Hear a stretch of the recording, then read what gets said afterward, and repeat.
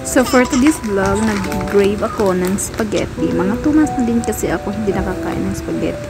Kaya naisipan kong magluto ng spaghetti kaysa bumili sa labas. Kaya marami naman yung magluto. Yeah, start. So, ayan. Tapos, pumunta nga pala ako sa supermarket bumili ng mga ingredients ng mga spaghetti. So, ayan, binili ko lahat. Tapos, niluto ko pagdating sa bahay. Ayan, una ko na yung spag noodles. Pagkatapos ng spag noodles, so ayan, niluto rin yung spag noodles.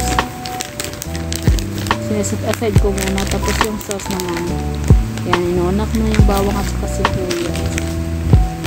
Nagisa ko na yun. Saka yung karning baboy, ayan.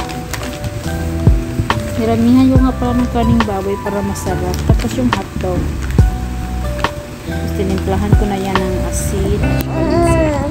Well done. It's time to eat.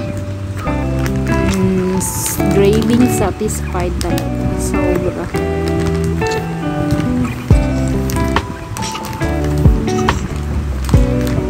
Sarap talaga kapag ikaw ang magluto.